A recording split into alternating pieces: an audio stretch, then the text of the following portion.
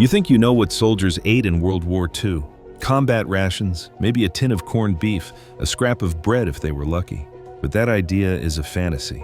The real experience was a plunge into a kind of culinary purgatory that could make the worst cafeteria slop seem like haute cuisine. Day after day, men were fed a grim rotation of greasy tins, chalk-dry biscuits, and nutrient-starved substitutes that slowly wore down their bodies from the inside out. Millions of soldiers chewed on rations so meager and foul that survival became a daily gamble, each bite stretching the limits of the human body. This is the story of what they really ate to keep moving, and by the end, you'll understand why many of them would rather forget. The first lie you need to forget is that military rations were designed to feed soldiers properly. Bureaucrats and laboratory technicians designed the rations, never once tasting them or imagining what it meant to fight a war on that diet. Take the American D-ration chocolate bar. Colonel Paul Logan specifically, and this is documented, required that it taste a little better than a boiled potato. Not good, not decent, just barely edible enough that starving men wouldn't throw it away. The recipe was chocolate, sugar, oatmeal, cacao fat, skim milk powder, and whatever artificial flavoring could mask the taste of compressed sawdust.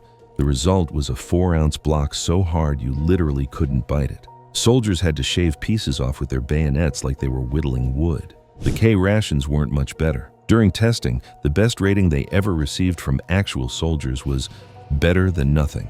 Think about that. Military nutritionists spent years developing these things, and the highest praise they could get was essentially, well, it won't kill you immediately.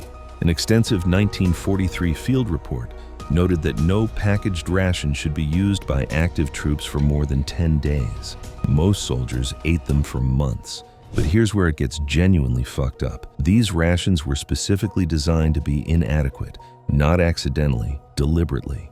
The complete K ration provided 2,830 calories per day. Soldiers fighting in extreme conditions needed 4,000 to 4,500 calories. The math doesn't work. It never worked. They knew it wouldn't work.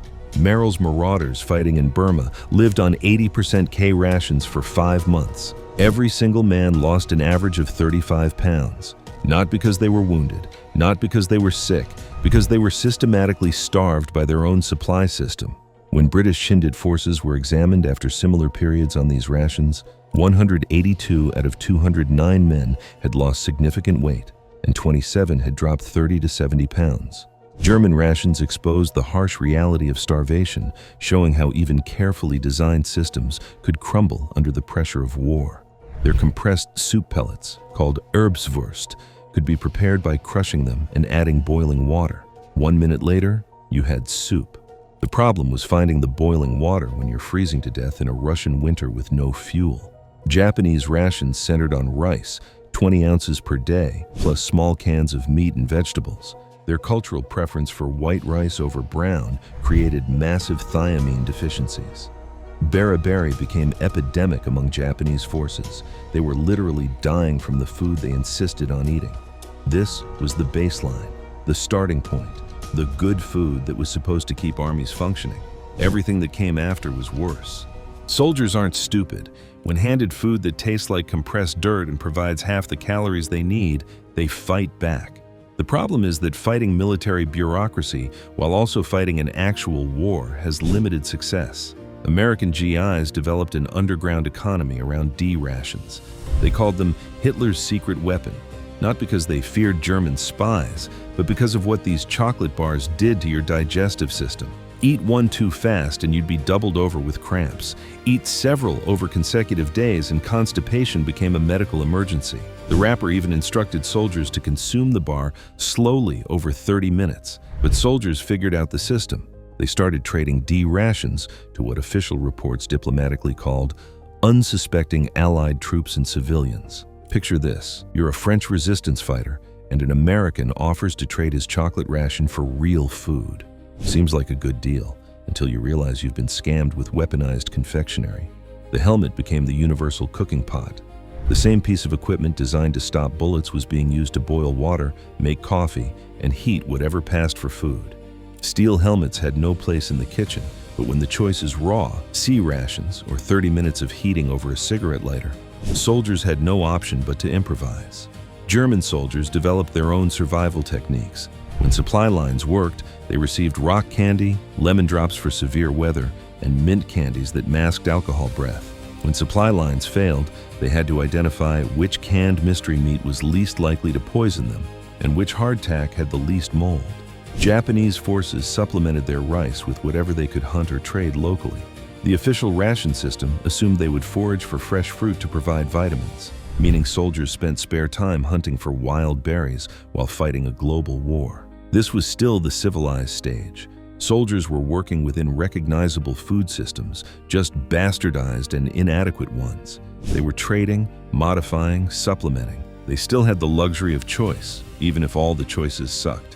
When official rations fail completely, soldiers become botanists real fast. The alternative is starvation, which tends to focus the mind wonderfully on identifying edible plants. Stinging nettles became a staple across European battlefields. Soldiers scavenged more than weeds. Nettles packed real nutrition, around 25% protein along with vitamins A and C, iron, potassium, manganese, and calcium. Better nutritional profile than most vegetables. The problem was that raw nettles are called stinging for a reason. Touch them wrong and you get a rash that lasts for hours, but cook them properly and they taste like spinach. Soldiers in Normandy learned to identify dandelion leaves, birch bark, anything green that wouldn't kill them. They'd add these to improvised stews made from whatever canned meat they could scrounge, thickened with crushed hardtack or ration crackers. The taste was apparently horrible, but it filled stomachs and provided bulk when calories were scarce. The Pacific Theater created different foraging challenges. Japanese soldiers and civilians learned to eat every part of sweet potato plants, leaves, stems, roots, everything. They discovered that beetle larvae found at the base of plants could be roasted or mashed for protein. Insects became a significant part of the diet, not because anyone wanted to eat bugs, but because bugs were often the only protein source available. Soviet forces during the siege of Leningrad became experts in urban foraging. They learned which wallpaper paste was made with edible ingredients, which leather goods could be boiled down for nutrition, which building materials contained anything remotely digestible. Soldiers scavenged for calories in a landscape where every edible thing had been consumed or destroyed, a fight for survival stripped of all comfort. American soldiers learned plant identification through trial and error, which occasionally went very wrong.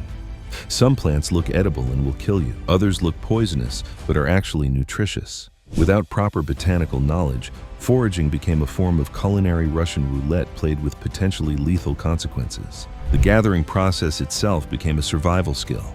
Finding edible plants requires knowing where to look, what seasons they appear, how to prepare them safely. Soldiers had to learn this while also fighting, marching, and dealing with enemy fire. There's something particularly surreal about dodging sniper fire while harvesting wild greens for dinner. But even successful foraging only delayed the inevitable. Plants provide vitamins and some calories, but they don't provide enough protein or fat for men burning 4,000 plus calories per day in combat conditions. Foraging bought time, but it didn't solve the fundamental problem of inadequate nutrition. When plant foraging stops being enough, soldiers start looking at animals they would never have considered food before the war. This is where civilization's dietary boundaries began breaking down systematically. Horse meat became commonplace on the Eastern Front, not because anyone preferred it, but because horses were abundant, large, and when they died from cold, wounds, or starvation, they represented hundreds of pounds of protein that couldn't be wasted. German documentation shows horses being systematically butchered for food, with photographs of soldiers cheerfully posing next to disemboweled carcasses that were destined for the cooking pot. The process wasn't pretty. Horses that had been working equipment transport, hauling artillery, carrying supplies. These animals were often already malnourished and exhausted when they died. The meat was tough, stringy, and had to be cooked thoroughly to avoid disease. But when you're facing starvation, tough horse meat beats no meat at all. At Stalingrad, German soldiers progressed through available animals in order of size and accessibility. First the horses, then dogs, then cats, then anything else with protein. As fuel became unavailable for cooking fires, they learned to eat animals raw while the meat was still warm from the body. Think about that. Soldiers carrying raw chunks of freshly dead animals because cooking had become impossible.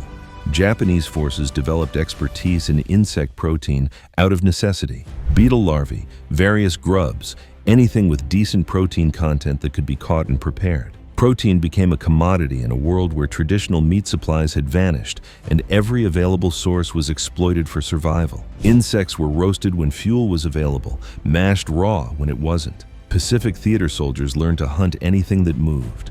Wild pigs when they could find them, birds when they could catch them, fish when they were near water. But hunting requires time, ammunition, and energy that combat soldiers often didn't have.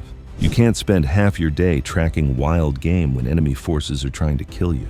The preparation became as important as the procurement. Raw meat carries disease, but cooking requires fuel and time. Soldiers learned to identify meat that was safe to eat raw, how to prepare it to minimize disease risk, which parts of animals were safest. They became field butchers through necessity. But animal protein was still recognizable as food, even if it wasn't food they would have chosen. The next stage would cross boundaries that most people consider absolute. This is where human desperation meets the fundamental limitations of human digestion. When actual food disappears entirely, people start trying to extract nutrition from materials that aren't technically edible, but might keep them alive long enough to find real food. Sawdust bread became a grim symbol of this stage. During the siege of Leningrad, bread rations contained 50 to 60% sawdust and other inedible fillers. The daily ration was just 125 grams, about 4 ounces, of material that was only half food. Humans cannot digest cellulose, so sawdust provided 0 calories, vitamins, or protein. Yet it filled the stomach temporarily and gave a psychological sense of eating, even as it caused chronic digestive damage, scraped the esophagus, and led to long-term stomach problems. Tree bark became another emergency staple. Starving people discovered that the inner bark of birch trees could be processed into a paste that looked like food and was soft enough to chew. German forces developed tree flour, a mixture of bark, sawdust, and whatever real flour remained. By 1944, some German bread was little more than compressed tree matter with just enough wheat flour to hold it together. In besieged cities, civilians even turned to wallpaper paste.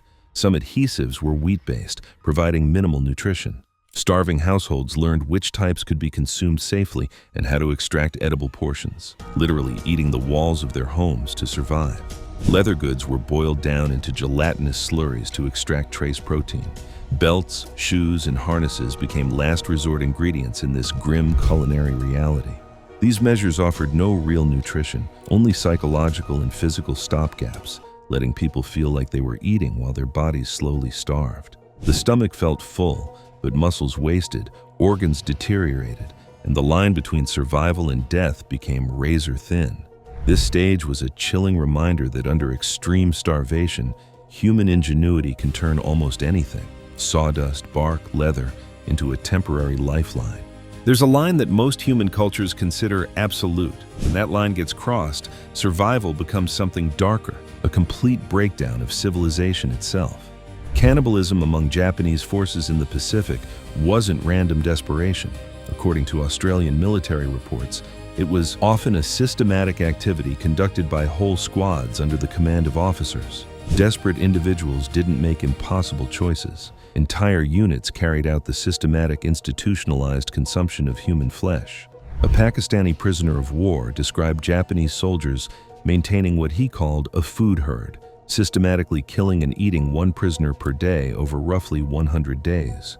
The process was methodical. Select a prisoner, kill them, prepare the body, distribute the meat. An Indian prisoner reported witnessing soldiers cut and eat the flesh from living prisoners before discarding them.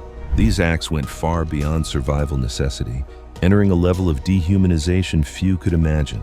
Yet, not every Japanese soldier participated. Hiroru Onoda survived alone in the Philippine jungle from 1944 to 1974 by eating bananas, coconuts, and occasionally stealing rice or cattle. Other isolated soldiers were captured while avoiding their cannibalistic units, showing that even under extreme conditions, some refused to cross this final boundary. German forces at Stalingrad reportedly engaged in cannibalism, though documentation is less systematic. As fuel and cooking options disappeared, some soldiers consumed flesh from dead comrades, with the city's frozen conditions making this grim option technically possible. The siege of Leningrad produced reports of cannibalism among both military and civilian populations. After 872 days of starvation, with sawdust bread and wallpaper paste as regular meals, some inevitably crossed the line. Soviet authorities executed individuals for cannibalism, indicating it was occurring frequently enough to require legal response. What's particularly chilling is how quickly organized military units could shift from normal food procurement to systematic human consumption. Once the decision was made, the structures of military organization could facilitate cannibalism, turning entire units into instruments of survival horror. This stage represents the complete abandonment of every cultural food taboo. At this point, armies no longer functioned as recognizable military organizations. They had crossed into a zone where survival itself became horrifyingly literal. The strangest food soldiers were forced to eat didn't vanish with the end of the war. Some of the most desperate adaptations became lasting parts of everyday life, shaping how entire societies eat and think about survival.